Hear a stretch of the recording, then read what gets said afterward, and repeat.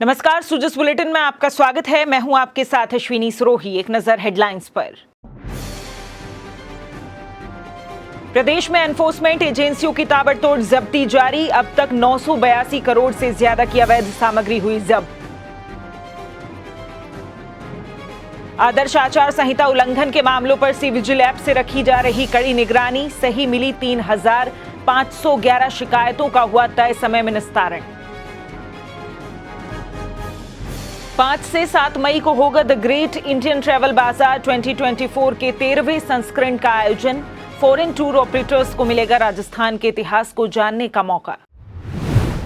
राजस्थान में लोकसभा चुनाव में अलग अलग एनफोर्समेंट एजेंसियों ने मार्च महीने की शुरुआत से अब तक नशीली दवाओं, शराब, कीमती धातुओं, फ्रीबीज और अवैध नकदी के रूप में 982 करोड़ रुपए से ज्यादा की जब्तियां की हैं। आदर्श आचार संहिता लागू होने के बाद से यानी 16 मार्च से अब तक एजेंसियों द्वारा पकड़ी गई वस्तुओं की कीमत करीब 884 करोड़ रुपए है। मुख्य निर्वाचन अधिकारी श्री प्रवीण गुप्ता ने बताया कि प्रदेश में चुनाव को प्रभावित करने के उद्देश्य से संदिग्ध वस्तुओं और धन के अवैध उपयोग पर अलग अलग एजेंसियां कड़ी निगरानी कर रही हैं।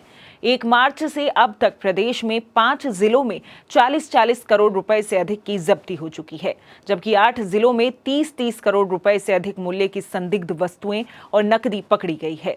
सबसे ज्यादा 67.83 करोड़ रुपए की जब्ती जालोर जिले में हुई है। आदर्श आचार संहिता के उल्लंघन के मामलों पर निगरानी के लिए सी विजिल ऐप लगातार कारगर साबित हो रहा है। ऐप पर अब तक प्रदेश भर से कुल 6,455 शिकायतें दर्ज की गई हैं, जिनमें से सही पाई गई 3,511 शिकायतों का तय समय में निस्तारण कर दिया गया है। सबसे ज्यादा 1,010 शिकायतें जोधपुर जिले से प्राप्त हुई, जिनमें से 790 शिकायतें सही पाई गई और इन सभी शिकायतों का तय समय में निस्तारण कर दिया गया है। सबसे ज्यादा 3,604 शिकायतें अवैध पोस्टर बैनर्स की प्राप्त हुई। इनमें से सही मिली 2,736 शिकायतों का तय समय में निस्तारण किया गया है। वहीं धन वितरण की 215, शराब वितरण की 224, उपहार वितरण की 108 और प्रतिबंधित समय में प्रचार की 203 शिकायतें प्राप्त हुई हैं। आपको बता दें कि ऐप के माध्यम से प्राप्त शिकायतों का 100 मिनट की समय सीमा में समाधान किया जाता है। राजस्थान में पर्यटन को बढ़ावा देने के लिए जयपुर में 5 से 7 मई तक 3 दिवसीय द ग्रेट इंडियन ट्रैवल बाजार 2024 का 13वां संस्करण आयोजित होने जा रहा है। कार्यक्रम के पहले दिन यानी 5 मई को वेड इन इंडिया एक्सपो महारानी महल रामबाग पैलेस में आयोजित किया जाएगा। वेड इन इंडिया एक्सपो का उद्देश्य है कि देश और विदेश के पर्यटकों द्वारा ज्यादा से ज्यादा राजस्थान में वेडिंग की जाए, जिससे राज्य के पर्यटन को बढ़ावा मिल सके। इसी दिन जय महल पैलेस में GITB का औपचारिक उद्घाटन समारोह भी आयोजित किया जाएगा। दूसरे और तीसरे दिन जयपुर के सीतापुरा स्थित JECC हॉल में एग्जीबिशन का आयोजन किया जाएगा, जिसमें विदेशी टूर ऑपरेटर्स के साथ राजस्थान में पर्यटन को बढ़ावा देने के लिए B2B मीटिंग आयोजित की जाएंगी। इस आयोजन के बाद 8 मई से फॉरेन टूर ऑपरेटर्स को राजस्थान भ्रमण भी करवाया जाएगा, जिससे वे राजस्थान में पर्यटन आकर्षण को अनुभव कर सकेंगे। इसकी तैयारियों के संबंध में हाल ही में मुख्य सचिव श्री सुधांश पंत की अध्यक्षता में बैठक भी आयोजित की गई। श्री पंत ने राजस्थान की कला, पर्यटन और इतिहास आधारित सांस्कृतिक आयोजन को आकर्षक रूप में प्रस्तुत करने के निर्देश दिए।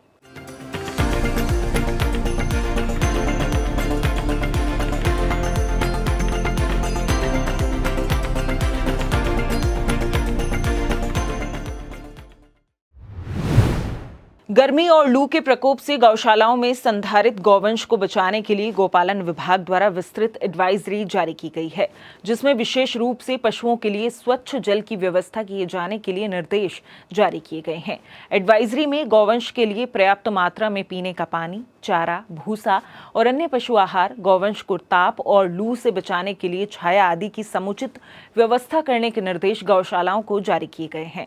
साथ ही उन्हें बीमार, अशक्त और गर्भवती गौवंश की उचित देखभाल करने के साथ ही आवश्यकता पड़ने पर चिकित्सकीय उपचार की व्यवस्था करने के भी निर्देश दिए गए हैं। साथ ही मृत गौवंश के शव का निस्तारण सुरक्षित और सम्मानजनक तरीके से किया जाना भी अत्यंत आवश्यक है, ताकि गर्मी के कारण बीमारी का खतरा ना हो। इसके लिए भी गौशालाओं को लिखा गया है।